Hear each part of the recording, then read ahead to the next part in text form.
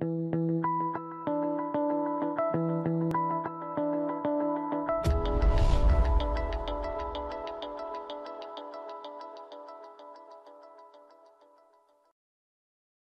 up, guys? Long time no see. This is Matt Doran, MDoranD, for CardRunners.com, and I've got a 4-tabling live play video here for you guys. I've got to make 2 of these, I think. We're just going to jump right into the action, and I'm going to basically be pausing the video, I guess, when an interesting hand happens. That way we don't have a lot of pauses in between the actions. So let's just jump right into it.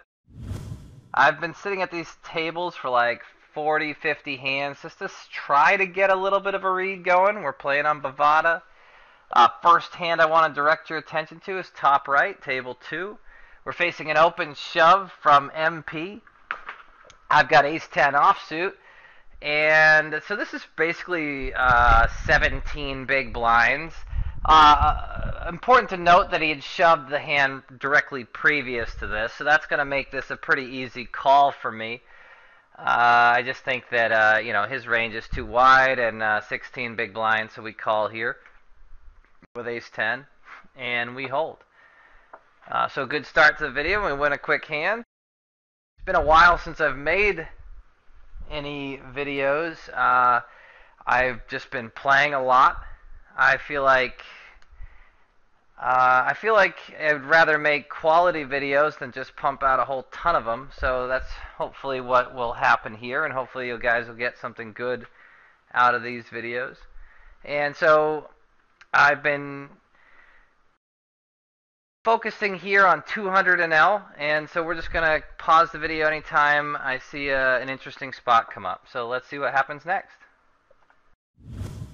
Okay, it's been an orbit or so, and I'm opening up 9-7 on table 4 here. If you watch 9-7 of green, I get a call from seat 1. Seat 1 is a 50-ish big blind fishy player who had been playing very aggressive 3-betting, very aggressive post flop.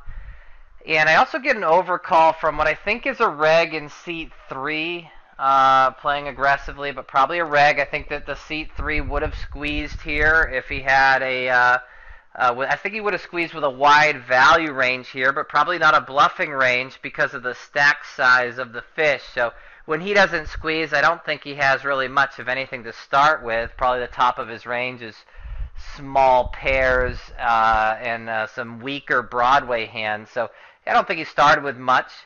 So on this flop, I think I usually have the best hand, but not good enough to really bet and get a whole lot of value. I don't think I'm going to be able to bet here for 3 streets or anything. So when it checks to me, I decide to check this flop. And my plan when I check this flop is to call a bet from seat 1. I definitely think he would bet worse here. And my plan is that if seat 1 bets and seat 3 calls or raises, I'm just going to fold. I would expect to be beat at that point. But if seat 1 bets and seat 3 folds, then I would call. But it does check all the way around, and I turn beautiful 2-pair. I think I got the best hand here. I think Jack-10 would have bet, especially if seat 1 had Jack-10. So just a clear value bet here. I'm betting 14 into 18. Notice my sizing is a little bit bigger here. The reason why I'm going 14 into 18 is because I do think seat 1 can call with a really wide range of like pair and pair plus gutter hands.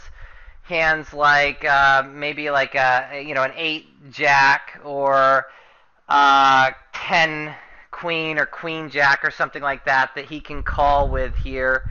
I don't think he's probably got diamonds here. I think if he had just straight diamonds, he probably would have just bet the flop most of the time. So I do think I just have the best hand.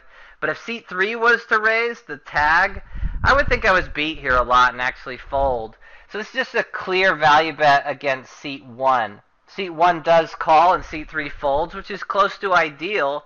Now the river card is a 3 of diamonds, which is an interesting card. I didn't think he had a flush. So I'm not really buying that he has a flush here. I don't think there's a lot of value here. Like, I don't think I should pot it. I think I'll just get a fold way too much if I pot it. So What I decide to do here, I do think this is a good card for an aggressive player like him that he might be able to bluff. So what I decided to do is to bet very small here on this river with the intent of actually calling a shove if he does decide to shove. I think that there is some value in betting here, like $16, $18, that he could look me up with like an 8 jack or something like that. So I do think there's a little bit of value in betting.